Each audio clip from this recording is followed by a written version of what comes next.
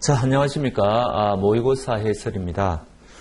이제 마지막 여러분들 정리 시험인데 작년, 재작년, 그 다음에 그 재작년 3년치 그 기출문제를 좀 분석해보고 그래서 이제 금년도에는 이 문제가 좀 나올 때가 됐다. 이런 판단하에 나름대로 이제 문제를 구성했습니다. 그런데 이게 예상이 잘 들어맞으면은 뭐 운이 좋은 거고 다행인데 당연히 예상이 또 잘 안 들어맞아요. 예를 들면 차고에 관한 문제는 지금 3년 연속 출제되고 있거든요. 그래서 제가 작년도에도 그랬고 재작년도에도 그렇고 이제는 110조 사기강박이 나올 거다 이렇게 이야기했는데 지금 3년째 사기강박이 출제가 되고 있지 않습니다. 그리고 허위 표시도 2년 연속 출제가 되고요. 이런 식으로 조금 종잡을 수가 없어요. 그리고 지금 부재와 실종 선고도 마찬가지입니다. 지금 3년째 지금 출제가 안 되고 있거든요. 그래서 그것도 이제 출제가 될 때가 되었고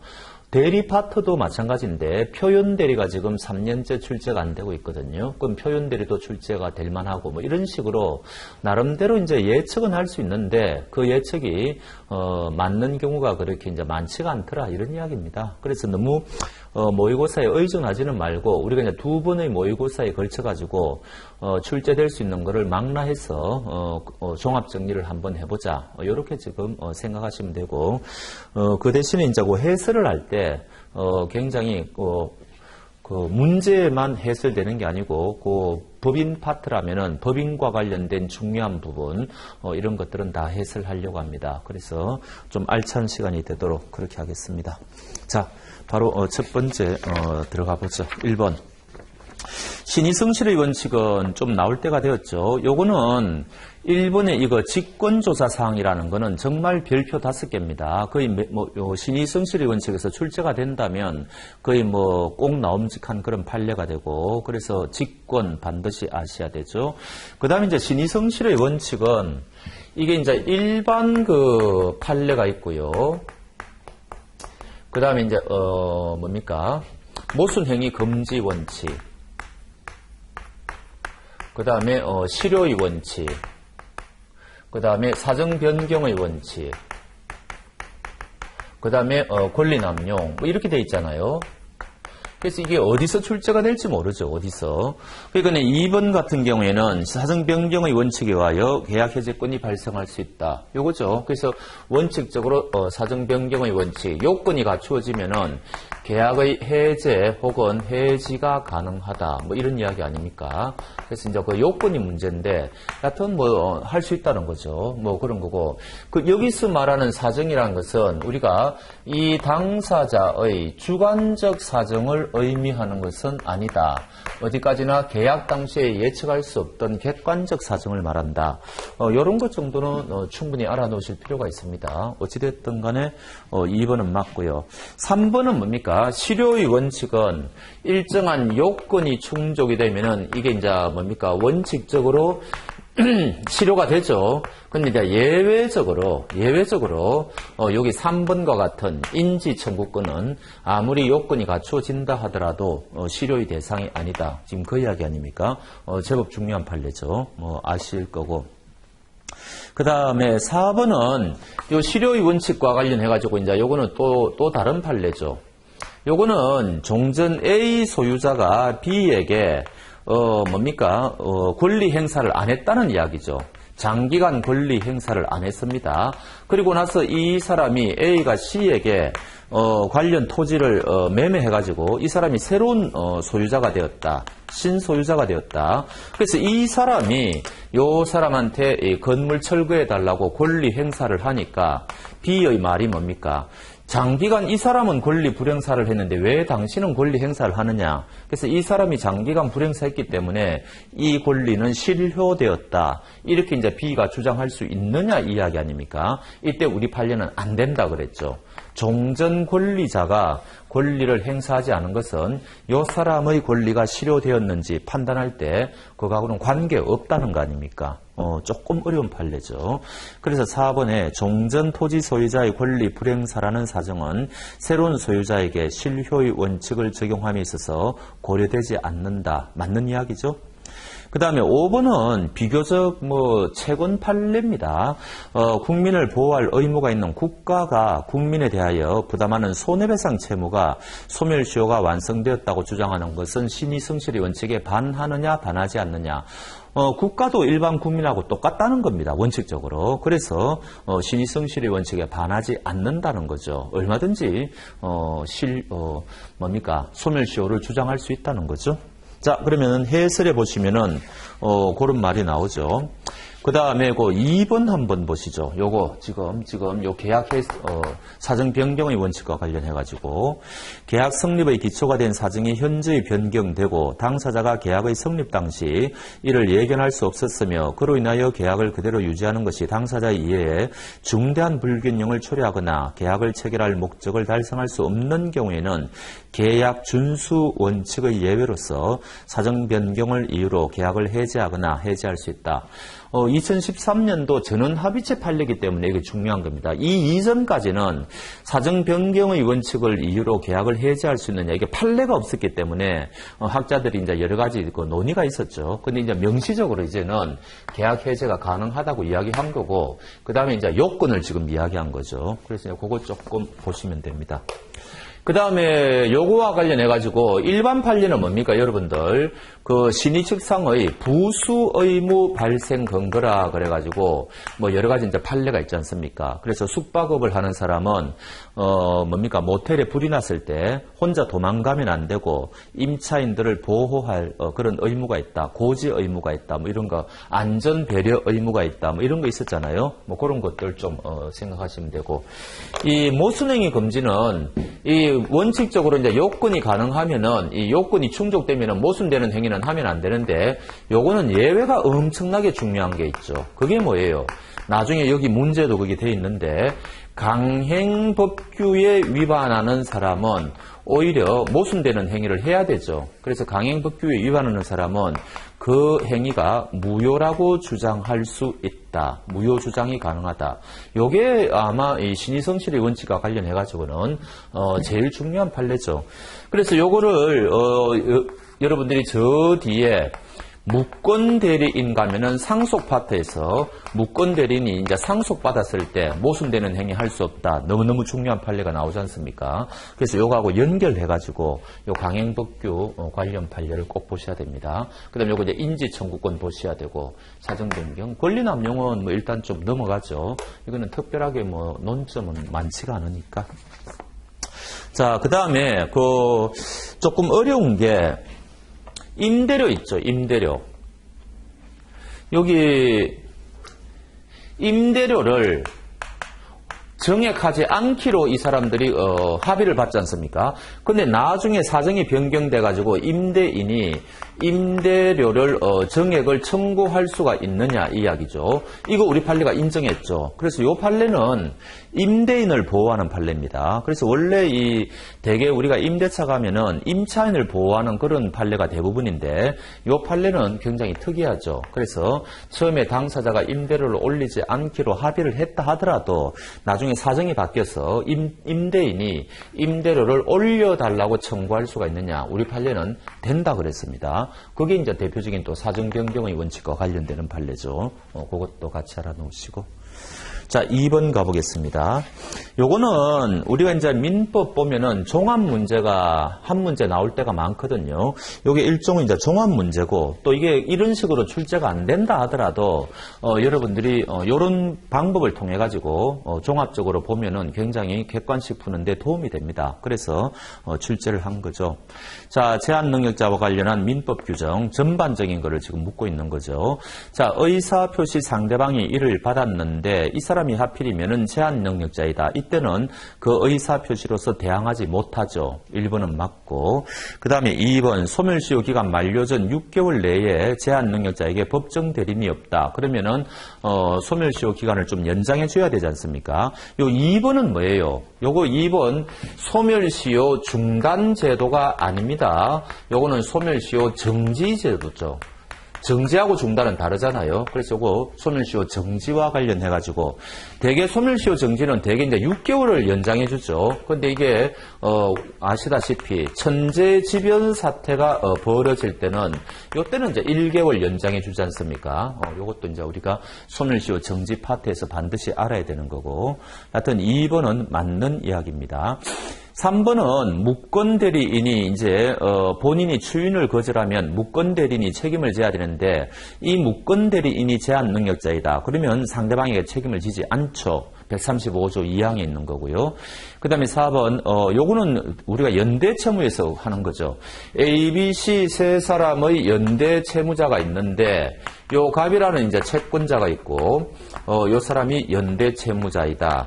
이때 만약에 요 두 사람 사이에 계약의 무효나 취소가 일어났을 때 다른 사람들한테 영향을 미치느냐 미치지 않느냐 이 문제 아닙니까? 그래서 영향을 미치지 않죠. 이것도 굉장히 연대채무에서는 중요한 조문이죠. 그런데 거기 지문에는 법정 대리인의 동의 없이 얘가 이제 뭐 미성년자인 모양이겠죠.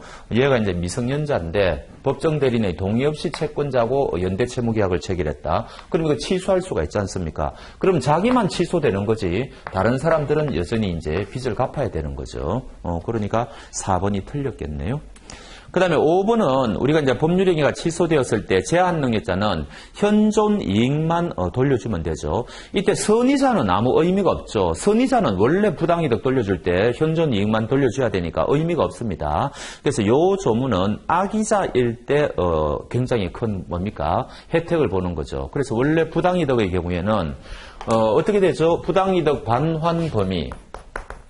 부당이득을 돌려주는 반환 범위가 748조의 규정이 있지 않습니까? 그래서 이 사람이 선의자일 경우에는 현존 이익, 그 다음에 악의자일 경우에는 전부 다 돌려줘야 되고 그 다음에 이자까지 쳐서 돌려줘야 되고 손해를 끼쳤으면 손해배상까지 다 해줘야 되죠.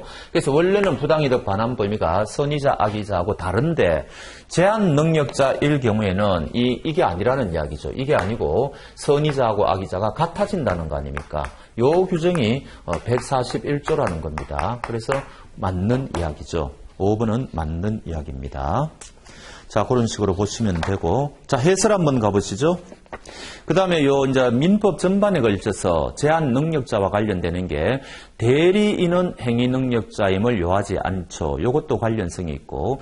그 다음에 주 채무자가 채권자에 대하여 취소권 또는 해제권이나 해지권이 있는 동안은 보증인은 채권자가 이행을 청구해 오더라도 일단 이행을 거절할 수가 있죠. 왜냐하면은 나중에 채무자가 계약을 해제하거나 취소해 버리면은 보증인은 채권자한테 준 거를 돌려받아야 되는데 돌려받는다는 보장이 없죠. 따라서 이때는 일단 이행을 거절할 수 있다. 조심하실 거는 취소권하고 해제권 같은 거는 보증인이 직접 취소하거나 해제할 수는 없습니다. 그건 계약의 당사자가 아니기 때문에. 그러나 이행은 거절할 수 있다. 그게 포인트죠.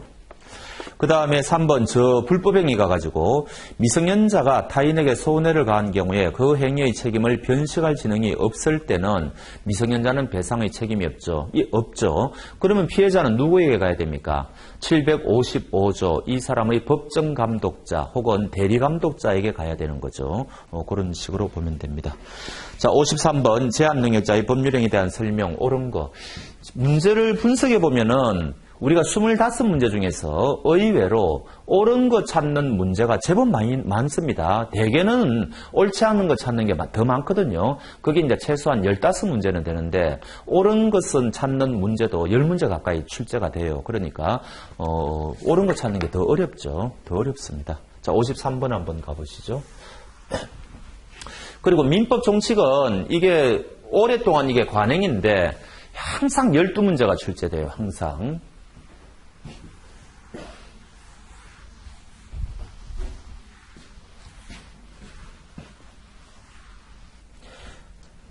자, 그러면은 제한 능력자 법률행위 옳은 거. 1번 피성년 후견인이 속임수로서 그럼 요거는 이제 피성년 후견인. 이게 그다음에 피한정 후견인. 피특정 후견인은 행위 능력에 별로 그 뭡니까? 변화가 없으니까. 그 다음 여기 이제 그 어떻게 됩니까? 요거는 요건이 지속적으로 결여돼야 되죠. 정신적 능력이. 요거는 그냥 부족한 거죠. 정신적 능력이. 여기 이제 요건이고. 그 다음에 또 하나의 요건은 뭡니까? 누군가 청구를 해야 되죠. 근데 요 청구권자에 지방자치단체 장도 들어가 있다는 점, 요게 이제 중요하죠. 청구권자에 지방자치단체장이 들어가 있는 거는 여기밖에 없습니다. 다른 데는 그냥 검사죠. 그런데 여기는 지방자치단체장도 들어가 있다는 거, 뭐 이런 게 이제 포인트죠. 그 다음에 이게 이제 효과가 어떻게 됩니까? 원칙적으로 피성년 후견인은 아무것도 할 수가 없죠. 피성년 후견인은. 그러니까 후견인의 동의를 받아도 할 수가 없죠. 그러나 예외적으로 법원에서 범위를 정해준다든지 일용품 같은 것은 요거는 이제 혼자서 할 수 있다. 이제 이런 식으로 하지 않습니까? 그 다음에 피안정 후견인은 원칙이 뭡니까? 예전하고 똑같죠. 예전과 똑같이 혼자 할 수 있습니다. 그런데 이제 예외적으로 법원에서 범위를 정해줘가지고 요거는 후견인 동의를 받아라. 이렇게 이야기해버리면 이제는 후견인 동의를 받아야 되죠. 근데 만약에 요거를 위반해가지고 후견인 동의를 안 받았다. 그러면 여기는 이제 취소가 가능하죠. 취소가 가능하다. 요거는 무조건 취소가 가능하죠. 혼자서는 할 수가 없으니까 이거는 이제 무조건 취소가 가능하고 이런 식이죠. 자, 그 다음에 요 두 가지는 뭡니까? 본인의 의사를 고려해야 되죠. 본인의 의사를 고려해야 된다. 한번 본인의 의사를 물어봐야 된다. 그런데 특정 후견은 어떻게 되죠? 피특정 후견은 요거는 본인이 반대하면 못하는 거죠. 반대하면은 그래서 요거하고 요거는 완전히 다르죠. 요거하고 요거는 완전히 다르다. 그렇게 보시면 되고. 그 다음에 이제 피특정 후견은 특정 사무라든지 요거는 일시적 후견이죠. 일시적 후견. 이제 그런 것들 좀 보셔야 되고.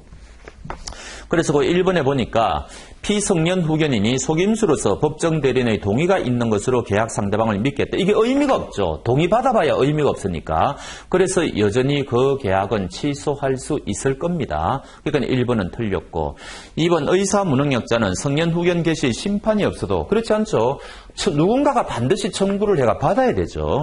그래서 심판이 없어도 피성년 후견인으로서 보호가 되냐. 전형적으로 틀린 이야기입니다. 3번 특정 후견은 본인의 의사에 반하면 이 사람이 반대하면 할 수가 없으니까 이거는 맞는 이야기죠. 요거는 그냥 의사를 한번 들어보는 거고 이거는 3번은 맞는 이야기네요. 그 다음 이제 4번, 5번은 요 미성년자 파트에서 일반 이론이죠. 일반 이론. 원래는 미성년자는 법정 대리인의 동의를 받고 해야 되는데 예외적으로 혼자 할 수 있는 경우가 있다는 거 아닙니까? 그게 지금 4번입니다. 그래서 미성년자는 영업에 대해서 법정 대리인이 허락을 하면 혼자 할 수 있는데 나중에 법정 대리인이 그 허락을 제한했다든지 하면은 선의의 제3자에게는 대항할 수가 없죠. 그런데 여기는 대항할 수 있다라고 되어 있으니까 이제 틀렸다는 이야기고. 그 다음에 5번은 뭐예요? 요 혼자 할 수 있는 건데 만약에 의무가 발생하는 것은 이 사람이 미성년자가 혼자 할 수 없죠. 혼자 아무리 유리하다 하더라도 의무 발생하는 건 혼자 할 수가 없습니다. 근데 거기 5번에 보니까 미성년자가 법정 대리인의 동의 없이 시가보다 저렴한 가격으로 컴퓨터를 매수했다.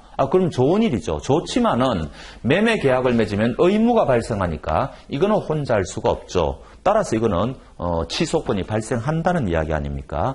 그런데 거기는 법정 대리는 이를 취소할 수 없다라고 되어 있으니까 틀렸다. 그런 포인트가 되겠습니다.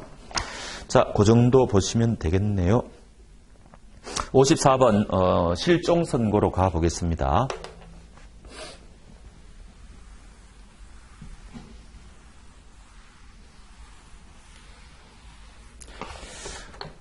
실종 선고 나올 때가 됐는데 지금 2014년 5월 20일 날 항공기가 추락을 했다. 뭐 이런 이야기죠.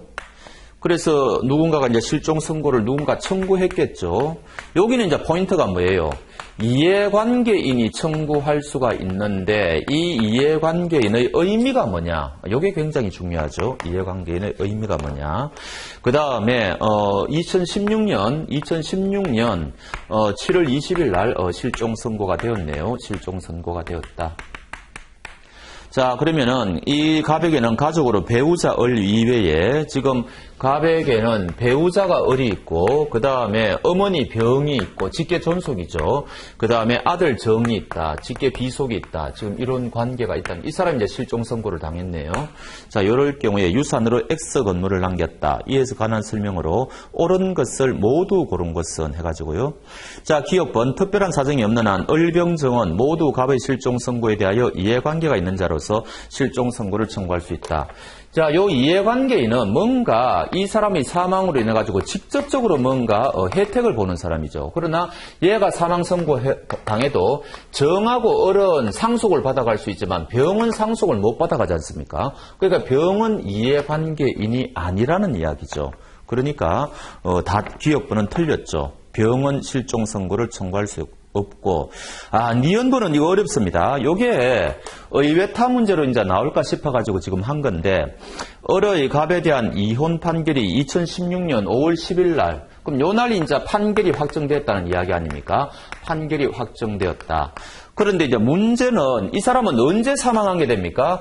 요날 실종 선고를 하면은 이게 비행기 사고니까 추락한 날로부터 1년이 지난 요날 사망한 걸로 간주가 되죠. 그럼 여기 이제 2015년 5월 20일 날은 들어가면 안 되니까 초일은 넣으면 안 되니까 5월 21일 오전 0시가 되면 이 사람은 이제 사망한 게 아닙니까? 그럼 문제는 요날 판결이 확정되었는데 요날 이 사람은 사망했는데 사망한 사람을 상대로 판결을 확정했다는 겁니다. 물론 옛날에 실종 선고 내릴 때는 그런 게 없었지만 결과적으로 법적으로 이게 소급이 되니까 이런 문제가 생기는 거죠. 자, 그럼 이 판결은 사망자를 상대로 했으니까 무효가 되느냐? 원래는 무효가 돼야 됩니다. 정상적인 사망한 사람을 상대로 판결 내렸을 때는. 그러나 실종 선고의 경우에는 이게 이제 예외가 있다는 거죠. 그래서 요거는 무효가 안 돼요. 무효가 안 됩니다. 그래서 니은번은 그래서 틀렸다는 이야기죠. 그게 이제 판례의 핵심입니다. 그렇게 하시면 되고. 만약에 재판을 지금 하고 있잖아요. 하고 있는 중에 지금 이 사람이 만약에 사망한 게 되잖아요. 그럴 때는 그 재판은 중지가 되고 소송 수개가 일어나는데 요거는 아예 벌써 재판이 끝나버렸죠. 이때 우리 판례는 무효가 된다고는 할 수 없다. 이렇게 이야기했다는 거죠. 그 다음에 세 번째 한번 보시죠. 갑에 대한 실종 선고로 X 건물은 이미 상속되었는데 2015년 6월 10일 갑의 생존 사실이 밝혀졌다. 실종 선고가 취소되기 전에는 위 상속은 효력이 있냐? 맞죠? 무슨 말인 거니까 이미 실종 선고가 이루어졌다면은 아무리 이 사람이 어디선가 살아있다 하더라도 그 실종 선고가 취소되어야만 번복이 되는 거죠. 그렇지 않으면은 기존의 상속은 여전히 효력이 있다. 그런 이야기입니다. 그러니까 디귿번은 맞는 이야기가 되겠네요. 자, 실종 선고는 여러분들이 그 법전 가지고 계신 거 옆에 있으면 빨리 한번 펴보시기 바랍니다. 실종 선고 법전 위주로 좀 봅시다. 27조 1항 일반 실종은 5년, 그 다음에 2항 특별 실종 4가지는 1년, 그 정도는 아셔야 되고, 28조 전조의 기간이 만료한 때 사망한 거로 본다. 요거 계산하는 방법, 초일은 넣지 않는다. 요날 사망한 거로 된다. 그 다음에 사망한 걸로 간주가 된다. 추정이 아니죠. 간주가 된다. 추정이 아니다. 그 다음 요 사망의 효과가 어떻게 됩니까? 어디까지나 이 사람이 이제 기존의 이 사람이 기존 주소지를 중심으로 해가지고 이게 사망의 효과가 일어나는 거지. 이 사람이 혹시 어디서 살아 있어가지고 활동을 하고 있다면은 그 사람의 권리 능력을 박탈시키는 제도는 아니죠. 따라서 이제 요거를 응용해가지고 실종 선고는 사망으로 이제 이 사람이 간주가 되면은 권리 능력을 박탈하는 제도다. 그러면 틀립니다. 박탈하는 제도는 아니다. 이 사람이 어디선가 살아있으면은 그 사람은 권리 능력을 가진다. 그게 포인트가 되겠네요. 그 다음에 29조는 여기 이제 거기 시험에 문제는 안 되는데, 자, 만약에 여기 이제 실종 선고가 일어났다. 근데 실종 선고 취소가 일어나면 이거 어떻게 됩니까? 실종 선고 취소가 일어나면은 요 사이에 실종 선고가 있고 난 다음에 상속인은 이제 거래를 했을 거 아닙니까? 그래서 요 날부터 요 날 사이에 있었던 거래이어야 되고, 첫 번째 논점은 시간적인 한계가 여기서부터 여기까지. 그다음 두 번째는 상속인이 만약에 부동산을 팔았다면은 두 사람 다 쌍방이 다 선의이어야만 그 거래는 보호를 받는 거죠. 요거를 우리가 이제 쌍방선의설이라 그러죠. 그래서 요거 두 가지 꼭 외워놓으시기 바랍니다. 그게 29조의 뭡니까? 1항에 있죠. 자, 그러나 셋째 줄, 실종 선고 후 취소 전에 선의로 한 행위의 효력에는 영향을 미치지 아니한다. 요거 꼭 요 기간 요거 잘 아셔야 됩니다. 요 기간. 그 다음에 두 번째는 실종 선고가 있을 때 실종 선고를 직접 원인으로 하여 재산을 취득한 자는 선의자는 현존이익, 악의자는 다 돌려줘야 된다. 그거는 뭐예요? 여기 지워버렸는데 부당이득 반환 범위 748조하고 동일한 겁니다. 상속인은 일종의 부당이득을 한 거죠. 돌려줘야 되는데 그 반환 범위가 선의자는 현존이익, 악의자는 싹 다 돌려주고 이자까지 쳐서 돌려주고 손해 발생시켰으면 손해까지 배상해주고 부당이득 반환 범위하고 똑같다. 이렇게 하면은 외워지죠. 자, 그 다음에는 법인으로 왔습니다. 법인은 너무너무 이제 중요한 판례가 많은데 불법행위가 제일 중요하죠. 자, 1번 행위의 외형상 대표기관의 직무행위이면 법에 위반하더라도 또 이게 뭡니까? 두 가지가 있죠. 법에 위반한다든지 또는 대표권을 남용한 경우도 마찬가지죠. 그렇다 하더라도 직무에 관한 행위로 인정을 하죠. 이게 바로 외형 이론이지 않습니까? 그러니까 1번은 뭡니까? 틀렸다. 그런 이야기고, 그 다음에 2번 법인의 대표자가 직무에 관하여 불법행위를 하여 법인의 불법행위 책임이 성립하면 사용자 책임은 적용되지 않죠. 대표자를 피용자라고 보지는 않습니다. 그러니까 2번은 맞고, 그러면 사용자 책임이 적용되지 않으면 어떤 차이가 있느냐? 3번에서 차이가 있죠. 법인의 불법행위가 성립하면 법인은 무과실 책임을 지잖아요. 거기 3번에 적혀있는 것은 대표자의 선임 감독에 주의를 다하였음을 증명하면 법인은 그 책임을 면한다는 것은 이거는 중간 책임이죠. 입증 책임의 전환인데 요거는 사용자 책임에 관련된 규정입니다. 그래서 무과실 책임이냐 중간 책임이냐 굉장히 중요한 차이가 발생하니까 정확하게 하셔야 되고, 4번 대표기관의 행위가 불법행위에 해당되어야만 법인의 불법행위가 성립하는 거죠. 그럼 불법행위가 성립하려면 세 가지 요건, 고의과실, 그 다음에 대표기관의 행위, 그 다음에 그 위법성이 있어야 되고, 그 다음에 마지막으로 피해자가 손해가 발생해야 되죠. 그런 겁니다. 그 다음에 5번 법인의 불법행위가 성립하는 경우 가해행위를 한 대표자도 손해배상 책임을 지죠. 이것을 우리는 양자를 부진정 연대 책임이라고 그러지 않습니까? 그러니까 5번도 틀렸네요. 옳은 것은 2번이 되겠습니다. 1번 조심하셔야 돼요. 1번 법에 위반되어도 또 대표권을 남용하더라도 우리 판례는 외형 이론이기 때문에 그거를 직무 관련성을 인정한다. 그래서 법인이 책임을 져야 된다. 그게 포인트죠. 자, 해설 한번 보겠습니다. 55번. 자, 법인 중요 판례 한번 보시죠. 사단법인의 사원의 지위는 양도 또는 상속할 수 없다. 56조 규정이 있죠. 요거 강행 규정 아니죠. 꼭 아셔야 되고.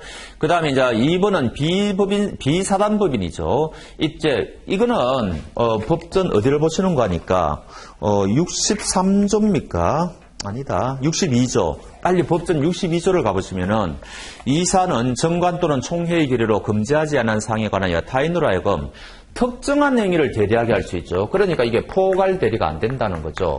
그리고 이제 이 법인 규정은 비법인 사단에도 그대로 준용이 되니까 이렇게 이제 우리 프린트에 있는 것처럼 이런 이야기를 하는 거죠. 포괄적으로 위임할 수는 없다. 그 다음에 3번은 뭐예요? 48조와 관련되는 거죠. 빨리 법전 48조를 한번 가보시죠.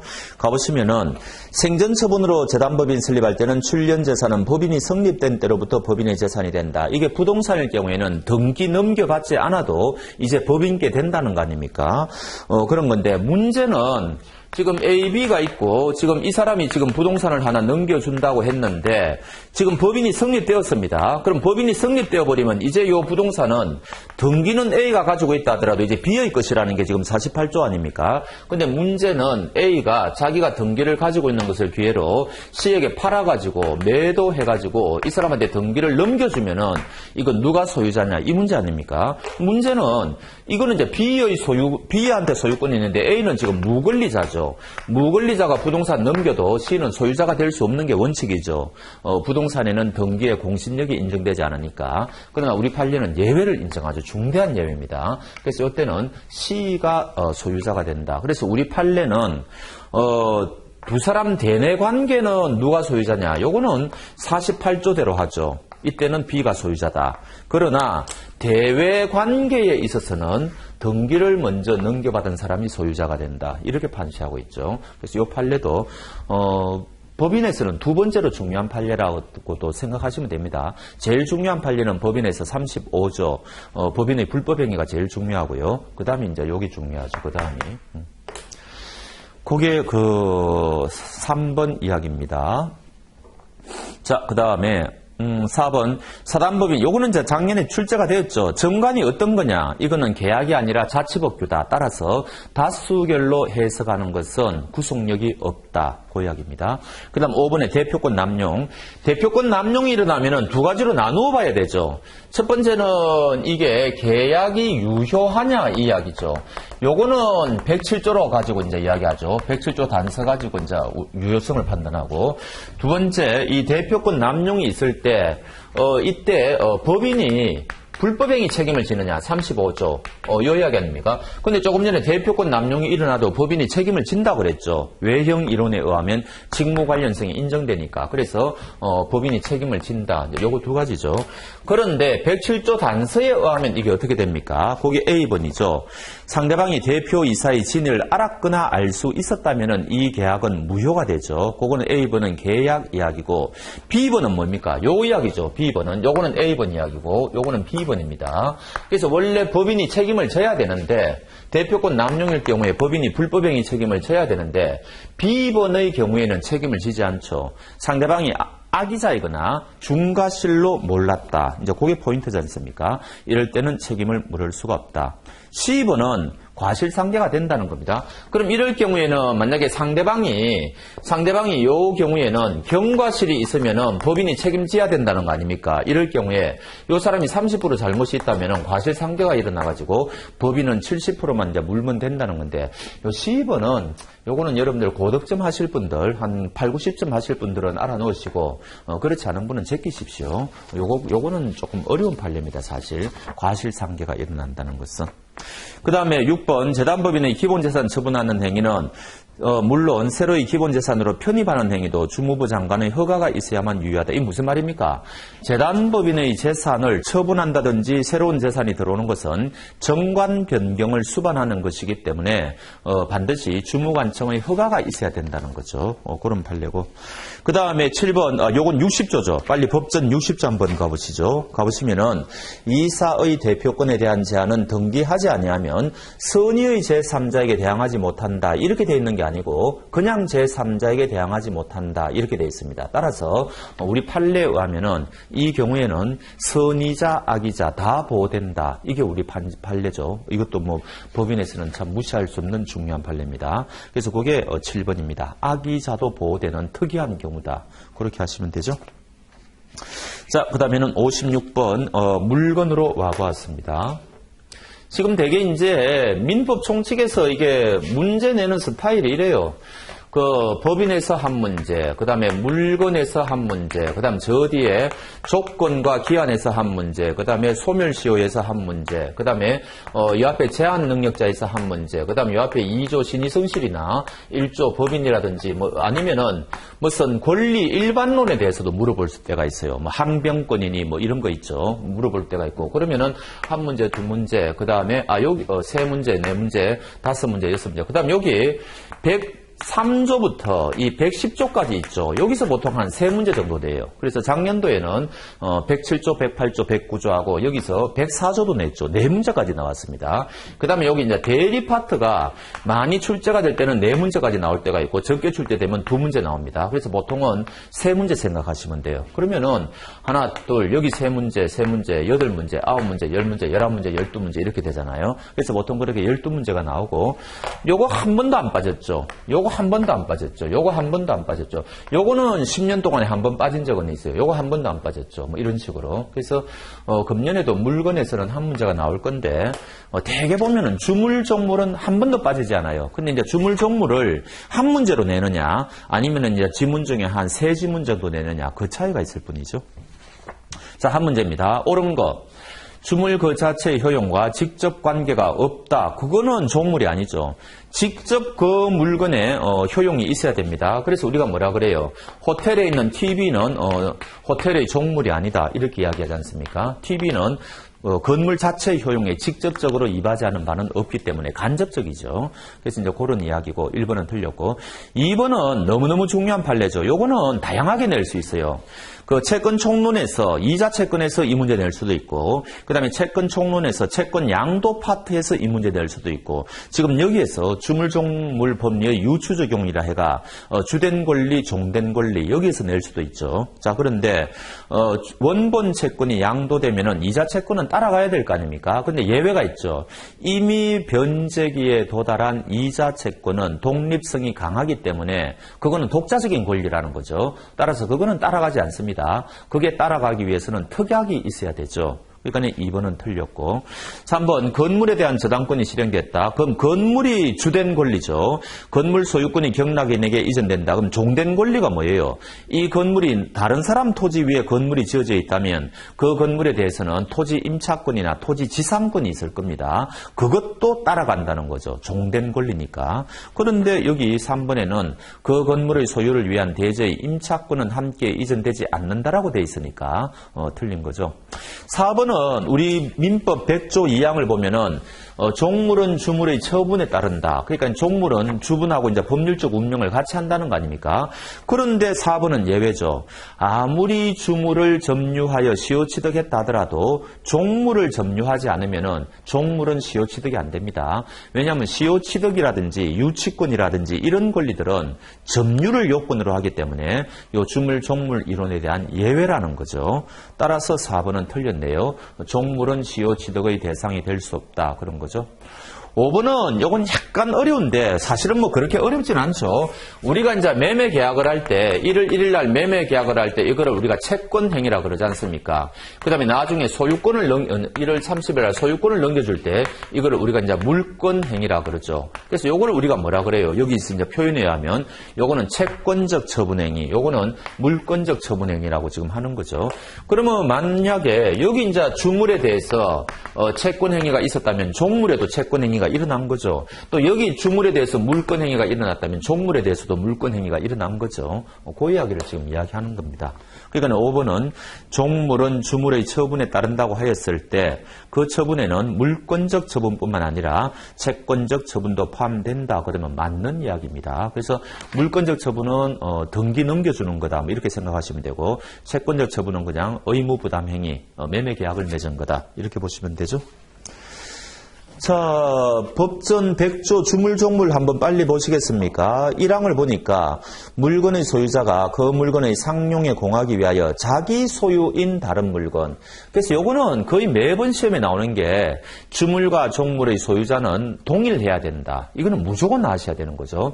그 다음으로 이제 출제가 많이 되는 게 주물 종물은 임의 규정입니다. 그래서 2항에 종물은 주물의 처분에 따른다라고 되어 있지만 당사자가 다른 약정할 수 있다는 거죠. 그것도 무지하게 많이 나오고 그럼 세 번째 문제 유형은 이때까지 우리 판례가 어떤 것을 종물로 인정했느냐 그것 좀 외우셔야 되죠. 특히 여러분들이 주유소 갔을 때 주유소 주유기를 우리 판례가 종물로 인정했지만 주유소 밑에 있는 유류 저장 탱크는 종물로 인정 안 했죠. 그거는 부합물이다. 이제 그렇게 했지 않습니까? 그런 판례 같은 거 좀 외우셔야 됩니다. 자, 그 다음에는 57번 강행법규. 이것도 굉장히 좋은 문제죠. 옳은 거. 자, 1번은 아까 우리가 2조 신의성실이 원칙할 때 했죠. 강행법규에 위반한 자가 스스로 그 약정의 무효를 주장하는 것은 된다 그랬지 않습니까? 신의 측에 반하지 않는다 그랬죠. 모순되는 행위를 오히려 해야 됩니다. 그러니까 1번은 틀렸고 2번은 민사사건은 해당 안 됩니다. 형사사건에 대한 의뢰인과 변호사의 성공보수 약정은 강행법규 위반으로서 무효일 뿐만 아니라 반사회적 법률행위가 되죠. 불법 원인급여가 적용된다는 이야기입니다. 이거는 너무나 유명한 거고 3번은 강행법규를 위반하여 거래한 사람은 선의의 제3자에게 대항할 수 있죠. 선의의 제3자에게 대항할 수 없는 경우는 언제입니까? 네 가지밖에 없습니다. 107조 비진의 표시, 108조 허위 표시, 109조 착오, 110조 사기 강박 요 네 가지 경우만 있죠. 따라서 그 이외의 경우에는 선의의 제3자에게 대항할 수 있으니까 3번은 틀렸습니다. 4번은 우리가 이제 이 공인중개사 판례가 2개 있는데 공인중개사가 공인중개사법에 있는 약정 수수료 이상으로 받기로 한 약정이 있죠. 그거는 초과분은 무효예요. 그거는 우리 판례가 효력 규정 위반이라 그랬죠. 이제 요거는 그게 아니고 물건을 제가 내어놓았는데 공인중개사가 제가 내어놓은 물건을 사겠다는 겁니다. 그거 되느냐? 법에는 그거 하지 말라고 돼 있거든요. 그런데 우리 판례는 그 규정은 효력 규정이 아니고 단속 규정 위반이라고 그랬어요. 따라서 이거는 하면은 공인중개사가 조금 뭔가 페널티는 물지만 소유권 취득하는 데는 문제가 없다는 거죠. 그래서 요거는 아마 처음 보신 분들도 좀 있을 텐데 요 판례 외워놓으십시오. 비교적 최신 판례입니다. 그래서 개업 공인중개사가 중개의뢰인과 직접 거래하는 행위를 금지하는 공인중개사법 규정은 강행 규정이 아니라 단속 규정이다. 맞는 이야기죠. 그 다음에 강행법규를 위반하여 무효인 계약에 대해서는 이거 표현대리가 적용되지 않죠. 왜냐? 표현대리는 거래의 안전을 위하는 건데 강행법규를 위반했으니까 거래의 안전을 지킬 게 없지 않습니까? 그래서 이때는 우리 판례는 아무리 이 상대방이 선의 무과실이라 하더라도 강행법규를 위반했을 때는 표현대리가 적용되지 않는다. 이것도 굉장히 중요한 판례죠. 그렇게 보시면 되겠네요. 자, 그 다음에 58번 사기강박으로 가보겠습니다. 사기강박은 저는 이번에는 좀 나올 것 같아요. 이거 제가 매년 나온다고 하는데 지금 매년 벌써 3년째 안 나오고 있거든요. 이제 나올 때 됐습니다. 정말. 자, 58번. 자, 사기강박. 사기나 강박. 이거는 뭐예요? 107조부터 109조 규정은 요 세 가지 규정은 의사와 표시가 불일치하는 거죠. 그러나 지금 우리가 110조 사기강박은 이게 어떻게 됩니까? 이게 아니죠. 이게 아니고 하자 있는 의사표시라 그러지 않습니까? 그래서 요 양자를 비교할 줄 아느냐. 그래서 사기강박을 만약에 의사와 표시 불일치다 그러면 이거 틀리는 거죠. 1번은 그래서 아셔야 됩니다. 맞는 이야기고. 그 다음에 이번에 너무너무 중요한 판례죠. 교환 계약 시 시가나 가격 결정의 기초가 되는 사항에 관하여 상대방에게 고지할 의무는 없으므로 허위로 시가보다 높은 가격을 시가라고 고지하여도 사기 아니죠. 이거 우리 판례가 사기 아니라 그랬습니다. 우리가 상식선에서는 판단할 수 없는 판례입니다. 무조건 외우셔야 되고. 그 다음에 이제 대리인이 나왔는데 지금 요 사람이 대리인이고 요 사람이 본인이고 대리인이 지금 상대방하고 지금 거래했지 않습니까? 뭔가 이제 매매 계약 같은 거를 이제 체결했을 건데 누가 누구에게 사기를 쳤다는 이야기입니까? 자, 3번은 대리인이 상대방한테 사기나 강박을 했다는 거죠.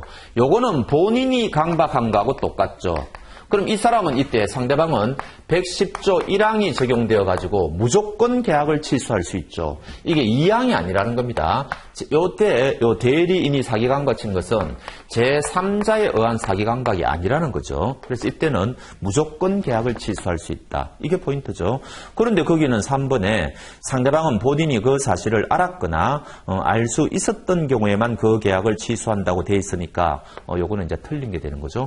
자, 요거하고 같이 아셔야 되는 게 뭡니까? 이제 거꾸로 얘가 이제 사기를 치는 겁니다. 이제는 이게 아니고 그럼 이때는 대리인을 상대로 사기를 쳐야지 116조에 의해서 이 사람이 이제 그 대리행위 하자가 있는 거죠. 그럼 이때는 B가 취소권을 가지는 거죠. 기준은 A를 기준으로 판단하고 취소권은 본인이 가져가는 거죠. 그렇게 되고 그 다음에 C가 얘에게 사기를 쳤다. 강박을 했다. 근데 얘는 아무런 사기 강박을 안 되겠다. 그럼 이거는 아무런 하자가 없는 매매 계약이 되는 거죠. 그래서 세 가지를 나누어서 보셔야 돼요.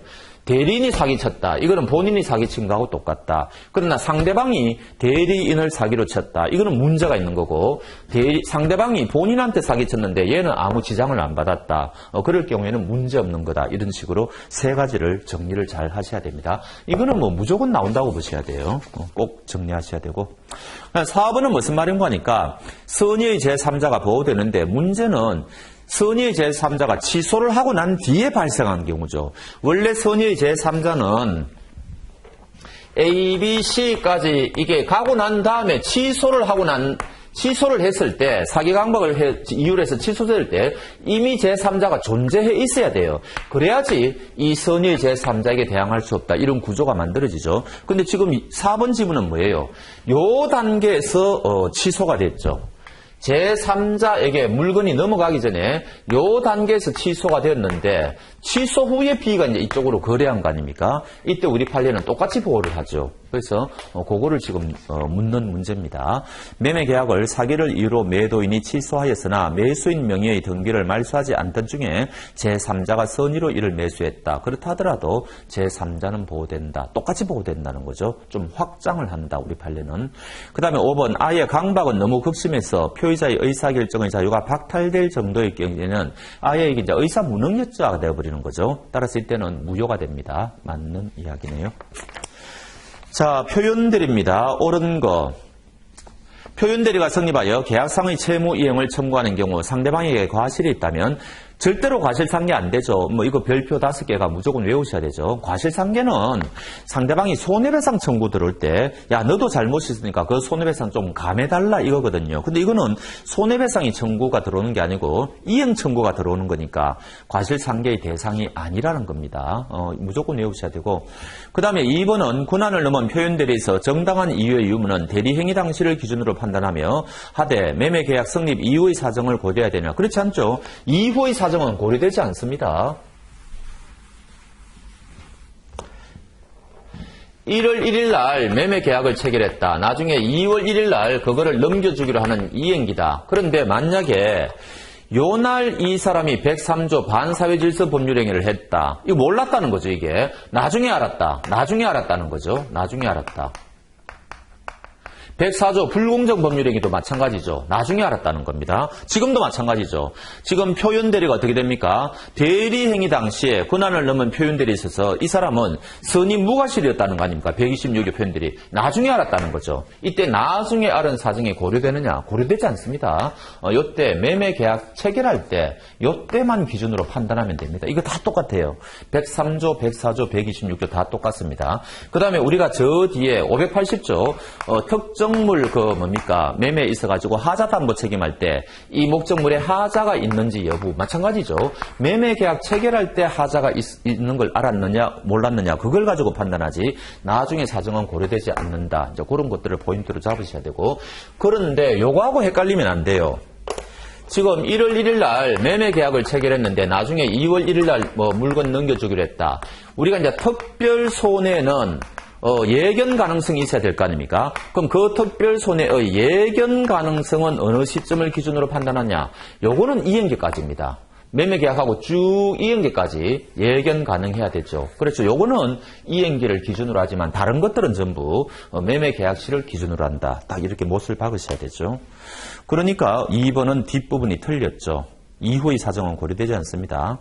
그 다음 3번 표현대리가 법정 대리권에도 적용되느냐. 이거는 공식이죠. 이거는 무조건 외우셔야 됩니다. 125조 표현대리, 126조 표현대리, 129조 표현대리 있어가지고 법정 대리에도 적용되느냐 이거 아닙니까? 요거는 적용 안 되고 요거 적용되고 요거 적용되고 이렇죠. 그래서 요거는 왜 적용이 안 됩니까? 125조는 대리권 수여라고 아예 법전에 표시가 돼 수여라는 말은 이거 임의 대리를 전제로 하는 거죠. 그러니까 이거는 해주고 싶어도 못 하는 거죠. 법정 대리는. 그러나 요거는 거래의 안전을 위해서 적용된다. 그런 거고. 그 다음에 복대리가 어떻게 되느냐. 복대리는 다 적용되죠. 표현대리 다 적용되죠. 그래서 이거 모르고 또 시험장 가시면 안 됩니다. 완전히 이걸 별표 5개죠. 무조건 시험에 나온다고 보시면 되고. 그러니까 4번은 3번 적용되지 않는다 했으니까 틀렸고 4번도 틀렸죠. 5번 대리권이 있다는 사실과 표현대리가 성립한다는 사실은 요건 사실을 달리하니까 유권대리의 주장에 당연히 그러니까 표현대리는 무권대리의 일종이죠. 근데 이 사람은 법정에 나와가지고 저 사람 유권대리라고만 주장하고 있다는 거죠. 그럼 판사는 표현대리를 심리할 수가 있느냐 이 이야기인데 안 된다는 거죠. 왜? 변론주의의 원칙에 의해서 한 번도 이 사람은 무권대리, 표현대리를 주장한 바가 없죠. 그러니까 5번은 맞는 이야기가 되겠습니다. 자, 그 정도 보시면 되고요. 그 다음에 60번 무효에 관한 설명으로 옳지 않은 거. 무효인 법률행위의 내용에 따른 법률 효과를 침해하는 것처럼 보이는 이거 우리 노무사 기출문제죠. 2년 전인가 출제가 됐죠. 그로 인한 손해배상을 청구할 수가 없습니다. 이게 이런 사건이에요. A, B가 있는데 이 사람들이 108조 통정허위 표시를 해가지고 지금 무효인 계약을 했다는 거죠. 이 사람이 법무사인데 A가 지금 여기다가 뭔가 이제 일을 의뢰했는데 이 사람이 일을 잘못 처리했어요. 이때 A가 B에게 손해배상 청구할 수가 있느냐 이 이야기인데 안 된다는 거죠. 계약 자체가 무효이기 때문에 그렇습니다. 그래서 이거는 안 된다고 외워보십시오. 손해배상 청구할 수 없습니다. 2번은 쉬운 판례죠. 토지거래 허가도 나올 때 뵀어요. 토지거래 허가를 받지 않아 유동적 무효의 상태에 있는 토지매매 계약의 당사자는 허가 신청 절차에 협력할 의무는 부담하죠. 그럼 뭐 제일 쉬운 판례고. 그 다음 3번은 법전입니다. 법률행위의 일부가 무효일 때는 원칙적으로 일부를 유효로 한다 그러면 틀립니다. 원칙이 뭐냐? 전부가 무효인 게 원칙입니다. 요거 아셔야 되고. 그 다음에 4번. 이거 너무너무 중요하죠. 104조 불공정 법률 행위의 경우에 무효행위 전환이 인정된다는 거 아닙니까? 요거는 뭐 시험에 단골 문제죠. 꼭 아셔야 되고. 그래서 약정된 매매대금의 과다로 말미암아 불공정한 법률행위에 해당하여 무효인 경우에도 무효행위의 전환에 관한 규정이 적용될 수 있다. 맞죠? 맞습니다. 그 다음 우리 민법에 소급표가 있는 게 굉장히 많죠. 근데 소급표가 없는 것도 있죠. 대표적인 게 계약을 해지했을 때는 소급표가 없는 거 아닙니까? 또 우리가 이제 조건과 기한에서 기한은 소급표가 특약을 해도 없다. 뭐 그런 거 우리가 중요하게 하잖아요. 이것도 마찬가지예요. 무효행위를 추인하여도 소급표가 없습니다. 그래서 소급표와 관련해서 출제할 때는 요거를 제일 많이 출제해요. 꼭 아셔야 되죠. 무효행위 추인은 소급표가 없다. 외우시기 바랍니다. 조건은 조건과 기한에서 출제가 되면은 굉장히 쉬워요. 근데 이거는 매번 한 문제는 나오죠. 정제 조건이 있는 법률행위는 조건이 성취한 때부터 효력을 잃는 게 아니죠. 이제 발생하죠. 거꾸로고. 그 다음에 어느 법률행위에 조건이 있는지 여부는 권리를 취득하고자 하는 나는 무엇을 입증해야 됩니까? 내가 그 조건을 성취했다는 걸 입증해야 되죠. 그러니까 요거 조건이 있는지 여부는 그거를 뭡니까? 계약을 체결한 반대자죠. 물건 주겠다고 한 사람이 입증을 해야 됩니다. 그걸 표현을 뭐라고 해놨습니까? 어느 법률행위의 해설을 보시면은 어떤 조건이 붙어 있었는지 여부는 그 조건의 존재를 주장하는 자가 이를 증명해야 된다. 이거 굉장히 시험에 많이 나오죠. 그 다음에 3번 약혼 예물을 수수 일단 정리를 한 거 아닙니까? 그러면 언제 해제가 됩니까? 혼인이 불성립되면 해제가 되겠죠. 근데 여기 지문에는 혼인의 성립이라고 돼 있으니까 틀렸다는 이야기죠. 그 다음에 4번 주택 건설을 위한 토지 매매. 그럼 일단 토지 매매는 되었는데 정상적으로 이제 유효한데 나중에 혹시 건축 허가를 받지 못하면은 도로 돌려준다, 해제를 한다는 거 아닙니까? 그럼 전형적으로 이거는 해제 조건부 법률 행위가 되는 거죠. 4번은 맞네요. 반사회 질서 조건이 붙은 법률 행위는 조건뿐만 아니라 전체 법률 행위가 다 무효가 됐죠. 뭐 그런 거고요. 그래서 정답은 4번. 4번처럼 해제 조건의 사례를 묻는 시험 문제가 간혹 나오는데 대표적인 게 이거 4번입니다. 그리고 이 조건과 관련해 가지고는 여기에서 문제가 안 나온 때가 없어요. 이게 몇 조죠? 153조입니까? 151조. 그 불법 조건, 기성 조건. 이거는 무조건 나오게 되어 있습니다. 뭐 지문이 1개 나올지 2개 나올지 3개 나올지 알 수는 없지만 그래서 이거는 여러분들이 무조건 정리를 잘 해 놓으시기 바랍니다. 특히 2항, 3항 있죠. 2항은 기성 조건, 3항은 불능 조건이잖아요. 요거 꼭 잘 외워 놓으시고. 자, 마지막으로 이제 소멸시효입니다. 2007년 5월 1일 친구 을에게 아파트 전세 자금에 사용하도록 1억 원을 변제기가 2007년 12월 31일로 정하여 빌려줬다. 그런데 그러면 소멸시효가 언제입니까? 2017년이겠네요. 12월 31일이겠죠. 변제기가 이날이니까. 그런데 아직 소멸시효가 완성 안 됐죠. 2017년 5월 1일이 되도록 갑은 을은갑에게 변제를 하지 않고 있다. 옳은 거. 1번 갑의 대여금 채권은 이미 시효로 소멸되었다. 아직 며칠 남아있죠. 그 해설 한번 보시죠. 해설 보시면은 1번 갑의 대여금 채권은 12월 31일이 되어야 시효로 소멸하죠. 그러니까 아직 남아있고 2번 갑이 2017년 5월 31일 을에게 내용증명 우편으로 요거는 뭐예요? 이게 바로 최고죠. 최고는 최고만 가지고는 소멸시효 중단의 효력이 일어나지 않죠. 6개월 이내에 후속 조처를 취해야 되지 않습니까? 근데 거기 후속 조처 취했다는 말이 없죠. 그러니까 내용 증명 우편으로 이행 청구했다면은 5월 31일까지 시효 중단의 효력이 발생하느냐 틀렸죠. 후속 조처가 있어야 됩니다. 3번 을이 2017년 5월 31일 채무 승인했다. 그러면 소멸시효가 중단되었죠. 그럼 승인한 날로부터 다시 또 10년이 또 소멸시효가 연장이 되는 거 아닙니까? 그런데 거기 3번 지문은 2017년 12월 31일에 시효로 소멸한다고 되어 있으니까 틀렸다는 이야기고 4번 갑이 2017년 5월 31일 을을 상대로 대여금 채권 1억 원의 지급을 구하는 소를 제기하여 승소 판결 받았네요. 그러면 확정되면은 새롭게 권리를 행사할 수 있으니까 소멸시효는 중단이 되어서 새롭게 다시 10년 동안 연장이 되겠죠. 그러니까 4번은 맞는 이야기입니다. 그 다음 5번 갑이 대여금 채권의 보존을 위해 을의 재산에 대해 가압류 결정을 받아 5월 31일 가압류했다. 가압류도 소멸시효 중단 사유의 하나죠. 그런데 여기 시효 중단의 효력은 없다라고 되어 있으니까 틀렸죠. 그래서 요 문제는 굉장히 지문은 좀 길고 막 날짜가 나오고 하니까 여러분들이 막 처음 공부가 좀 덜 되신 분들은 아유 이런 문제는 굉장히 어렵겠구나 이렇게 이제 생각하실 수는 있는데 의외로 굉장히 쉬운 문제입니다. 그래서 그렇게 하나하나 차근차근 보시면 되고 자 이렇게 해서 일단 민법 총칙을 마치고 조금 쉬었다가 채권법으로 가겠습니다. 수고하셨습니다.